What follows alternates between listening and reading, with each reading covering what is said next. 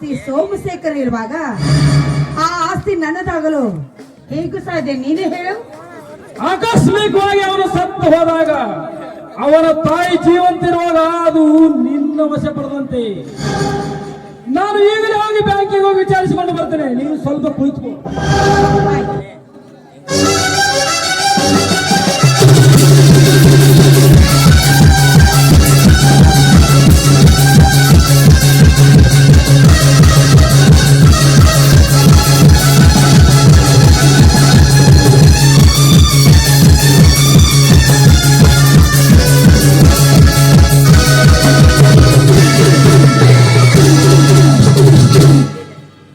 ಸೋಮಶೇಖರನ ಮನೆ ಇದೇನಪ್ಪ?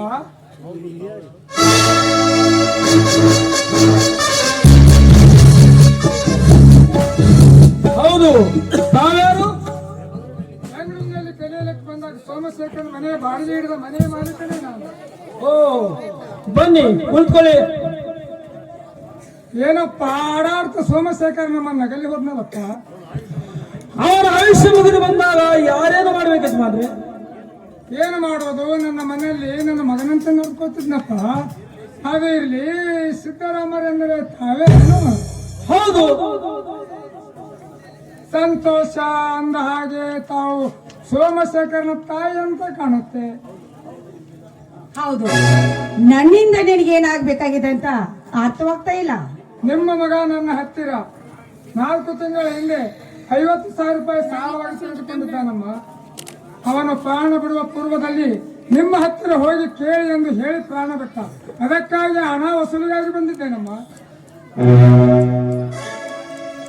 ಹಾಗಾದ್ರೆ ಅವನು ಹೆತ್ತ ತಾಯಿ ಎಲ್ಲಿದ್ದಾಳೆ? ನೀವನ್ನಲ್ಲ ಅವನ ಹೆತ್ತ ತಾಯಿ. ಸತ್ತು ಹೋದ ಆ ಪರದೇಶಿ ನನ್ನ ಮಗನಿಗೆ ತಾಯಿ ಹೋಗುವಂತ ಭಾಗ್ಯ ನಾನು ಪಡ್ಕೊಂಡು ಬಂದಿಲ್ಲಪ್ಪ. ಸಾಲ ಮಾಡಿದವನೇ ಸತ್ತು ಹೋದಾಗ ನಿಮ್ಮ ಹಣ ಕೂಡ ಅವನ ಜೊತೆ ಹೆಣವಾಯಿತನ್ನು ತಿಳಿದು ಹೊರಟು ಹೋಗಲು ಬಂದಿಲ್ಲ. ಕೊಟ್ಟ ಹಣವನ್ನು ಹೆತ್ತವನ ತಾಯಿಂದಾದರೂ ಪಡೆದುಕೊಂಡು ಹೋಗಲು ಬಂದಿದ್ದೇನೆ.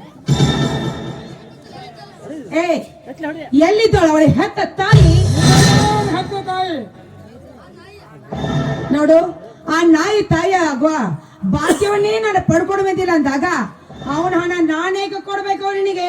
ಹಾಗಾದರೆ ಸೋಮಶೇಖರನವರು ನನಗೆ ಮಕ್ಕಳಾಗ್ಲಿಲ್ಲ ಅಂತ ಆ ನನ್ನ ಮುದಿ ಗಂಡ ನೋಡು ಅನಾಥಾಶ್ರಮಕ್ಕೆ ಹೋಗಿ ಒಂದು ಮಗುವನ್ನು ತೆಗೆದುಕೊಂಡು ಬಂದು ಸಾಕಿ ಸಲುವಿದ್ದ. ಎಲ್ಲ ಆಸ್ತಿ ಅವನ ಹೆಸರಿಗೆ ಮಾಡಿ ಇಟ್ಟಿದ್ದ. ಅವನು ಸಾಯಿಸ್ಬೇಕಂತ ನಾನು ತುಂಬಾ ಹೊಂಚಾಕಿದೆ. ಆದ್ರೆ ದೇವರೇ ಅವನ ಕಸಿದುಕೊಂಡು ಹೋಗಿದ್ದಾನೆ.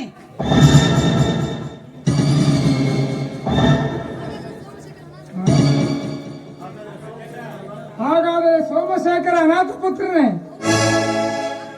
ಹೌದು, ಮಕ್ಕಳಿಲ್ಲದೆ ಕೊರಗಿನಿಂದ ಶಕುಂತಲೆಯ ಗಂಡ ತನ್ನ ಜಾತಿ ಗೋತ್ರ ಇಲ್ಲದ ಪರದೇಶಿ ಪುತ್ರ. ನೋಡು, ಅವನ ಸೋಮಶೇಖರನ್ನ ಸಾಯಿಸ್ಬೇಕಂತ ನಾನು ರಗಡ ಪ್ರಯತ್ನ ಪಟ್ಟೆ.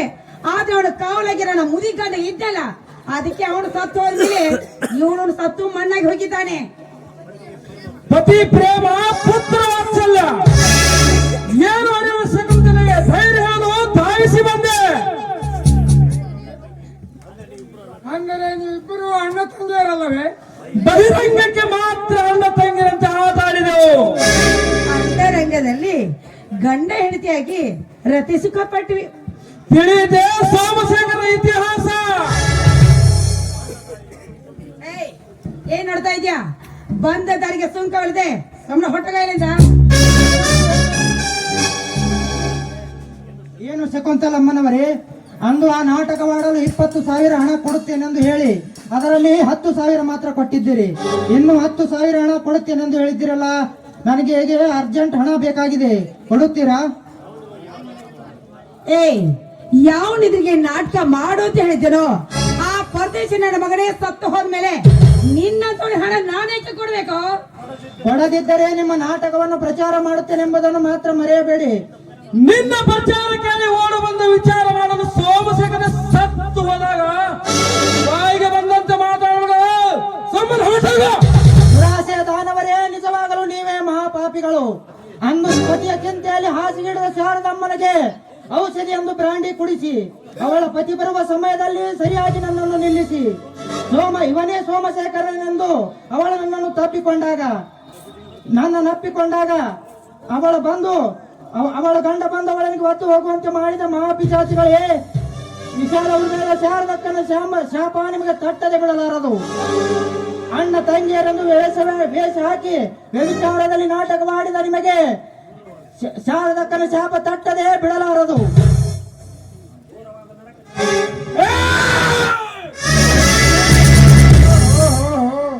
ಕಂಡದ್ದನ್ನಾಡಿದರೆ ಕಂಡದಂತ ಕೋಪ.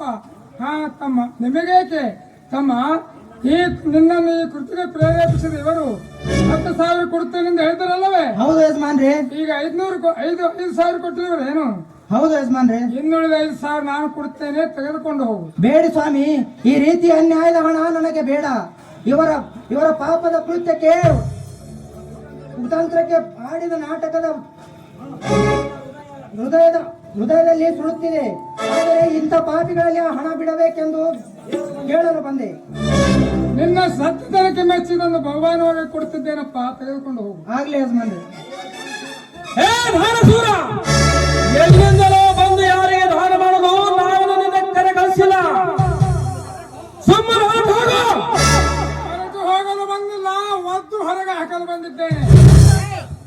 ನೀನ್ಯಾವನು ನಮ್ಮನ್ನು ಒದ್ದವ್ರು ಹಾಕಲ ಬಗಳ? ಬಹುಶಃ ಇವರು ಸೋಮಶೇಖರ ಅಪ್ಪ ಅಂತ ಕಾಣುತ್ತೆ. ಹೋಗ್ಬಿಡಿ, ಸತ್ತು ಸುಡುಗಾಡಿಸ್ತಾ ಇರ್ತಾನೆ ಅಂತವನ ಹೆಸರು ನೀವೇ ಕೆತ್ತಾ ಇದ್ದೀರಾ? ನೋಡು ಮತ್ತೆ ಎಷ್ಟು ಟಿವಿಯಿಂದ ಮಾತಾಡ್ತಾರೆ ಠಾಕೂರ. ಹೇ ಮುದುಕ, ನೀನಾಗಿ ಹೋಗುವೆ ಇಲ್ಲ ಕುತ್ತಿ ಕೈ ಹಚ್ಚಿ ಹೊರದಪ್ಪಬೇಕು? ಹೋಗಲು ಇನ್ನೂ ನನ್ನ ಆಯುಷ್ಯ ಮುಗಿದಿಲ್ಲವಲ್ಲ. ಮುಗಿದಿದ್ದರೆ ಮುಗಿಸಿ. ನಾನು ನನ್ನ ಆಯುಷ್ಯ ಮುಗಿಸಲು ನೀನೇನು ಪರಮಾತ್ಮನ ಮರಿಮಮ್ಮ? ಬಾಯ್ ಮುಚ್ಚೋ ಬಡ ಬಿಕರಾಸಿ.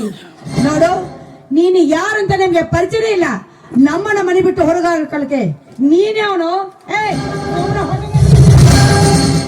ಹೆಚ್ಚು ಮಾತಾಡಿದ್ರೆ ಹಲ್ಲು ಉದಿಸಿಬಿಟ್ಟರು. ಹಾಕಿಸಿಕೊಂಡ ಹಲ್ಲುಗಳಲ್ಲ, ನಿನ್ನಂತ ಕುರಿಗಾಡಿ ಕುನ್ನಿಗಳ ರಕ್ತ ಹೀರಲು ಗಟ್ಟಿಮುಟ್ಟಾದ ಹಲ್ಲುಗಳು.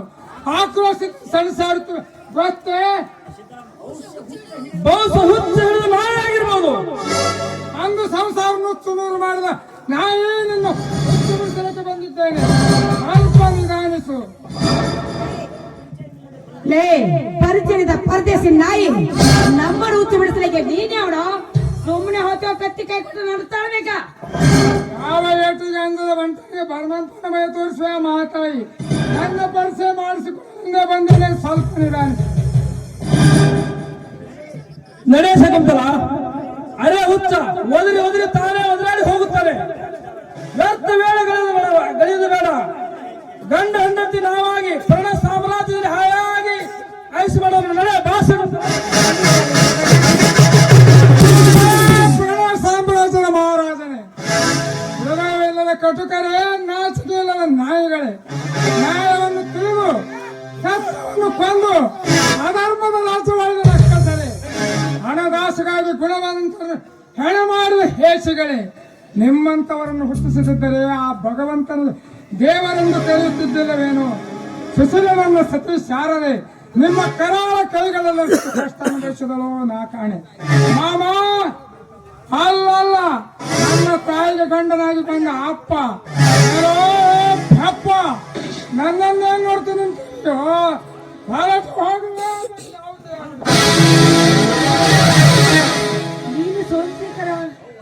ಅವ್ವ, ನೀನ್ ಯಾರು? ನನ್ನ ಹಳೆಯ ತಾಯಿ ನೀನಾಗುತ್ತದೆ. ನಿನ್ನನ್ನು ತುಂಡು ಕತ್ತರಿಸುತ್ತಿದ್ದೆ. ಅನಾಥಾಶ್ರಮದ ಅನಾಥ ಪುತ್ರನಿಗೆ ಆಶ್ರಯ ನೀಡಿದ ನನ್ನ ಸಾಕು ತಂದೆಗೆ ನಾನು ಹತ್ತ ಮಗನಂತೆ ಕಂಡಾಗ ಕೈ ಹಿಡಿದ ಹೆಂಡತಿ ನೀನು ವಿಚಾರಣೆ ಆಗಬೇಕೇನಮ್ಮ? ಸೋಮಶೇಖರ, ನನ್ನ ತಪ್ಪನ್ನು ಕ್ಷಮಿಸ್ಬಿಡಪ್ಪ. ನಿನ್ನನ್ನು ಕ್ಷಮಿಸಲು ನಾನು ಹರವ. ಒಂದು ವೇಳೆ ನನ್ನ ಹಳೆಯ ತಾಯಿ ನೀನಾಗುತ್ತದೆ, ನಿನ್ನನ್ನು ತುಂಡು ಕತ್ತರಿಸಿ ಬೀಸಾಡುತ್ತಿದ್ದೆ. ಅನಾಥಾಶ್ರಮದ ಅನಾಥ ಪುತ್ರನಿಗೆ ಆಸೆ ನೀಡಿದ ನನ್ನ ಸಾಕು ತಂದೆಗೆ ನಾನು ಹೆತ್ತ ಮಗನಂತೆ ಕಂಡಾಗ ಕೈ ಹಿಡಿದ ಹೆಂಡತಿ ನೀನು ವಿಚಾರಣೆ ಆಗಬೇಕೇನಮ್ಮ? ಗೌರವದಿಂದ ಮೆರೆದ ನನ್ನ ತಂದೆ ಗಂಗಾಧರ ಶೆಟ್ಟರು ನಿಜವಾಗಲೂ ಈ ನಿನ್ನ ಚಿಂತೆಯಲ್ಲೇ ಈ ಲೋಕದ ಸಂಖ್ಯೆ ಮುಗಿಸಿದರೆ ನಮ್ಮ ಮುಗಿಸಿದರು. ಸುಶೀಲ ನನ್ನ ಸತಿ ಶಾರದೆಯನ್ನು ಎಲ್ಲಿ ಹುಡುಕಲಿ, ಯಾರಿಗೆ ಕೇಳಲಿ? ಶಾರದೆ ಸತ್ಯವತಿ ನೀನು, ಗುಣವತಿ ನೀನು. ನಿನ್ನಂತ ಪತಿವ್ರತೆಗೆ ಪತಿತಿ ಎಂದು ನುಡಿದ ಈ ಪರಮ ಪಾಪಿ ಸೋಮಶೇಖರನ್ನು ಕ್ಷಮಿಸು ಶಾರದಾ, ಕ್ಷಮಿಸು. ಅವ್ವ, ನಾನೆಲ್ಲಿದ್ದರೂ ಶಾರದೆಯನ್ನು ಕೈ ಹಿಡಿದು ಕರೆತರುತ್ತೇನೆ. ನಾನು ಬರುವಷ್ಟರಲ್ಲಿ ಮನೆ ಬಿಟ್ಟು ಹೊರಟು ಹೋಗಿದ್ದರೆ ಹೊಳೆತು, ಇರದಿದ್ದರೆ ಈ ನೀನು ನನ್ನ ಕೈಯಲ್ಲಿ ಹಣವಾಗುವುದು ಖಂಡಿತ. ಅಯ್ಯೋ, ನಾನೀಗ ಇಲ್ಲೊಂದು ಇಳುದು ಒಳ್ಳೆದಲ್ಲ. ಯಾಕಂದ್ರೆ ಯಾವ ಸಮಯದಲ್ಲಿ ನಾನು ಕೊಂದು ಹಾಕ್ತಾನೋ ಗೊತ್ತಿಲ್ಲ. ನಾನು ಬೇಗ ಇಲ್ಲಿಂದ ಪಾರೆಗೆ ಓಡಿ ಹೋಗ್ಲೇಬೇಕು.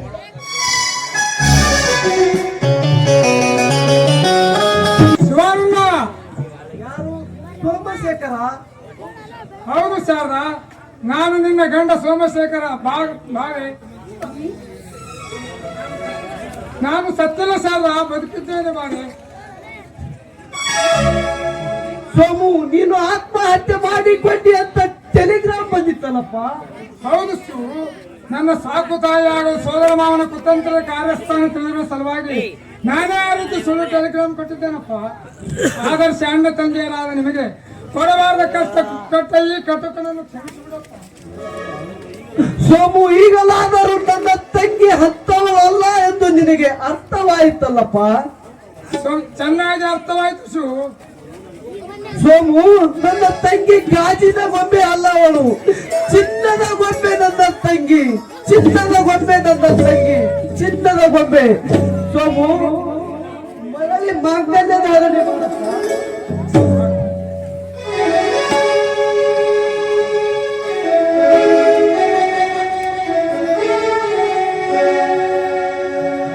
सुमति सुमति श्रीमती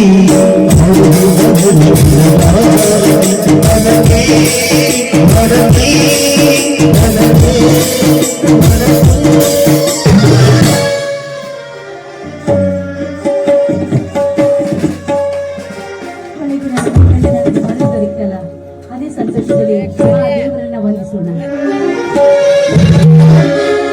ಸಂಜಯ ಗುರು